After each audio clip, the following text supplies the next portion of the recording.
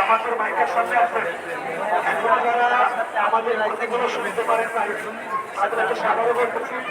আমাদের দেশের সেনাবাহিনী আমাদের কৃতি সন্তান, তারা আমাদেরকে আশা দিয়েছে, তারা বলেছে আমাদের শহীদ দাস জাতীয় শহীদ মিনারে শহীদের মর্যাদা দান করা হবে।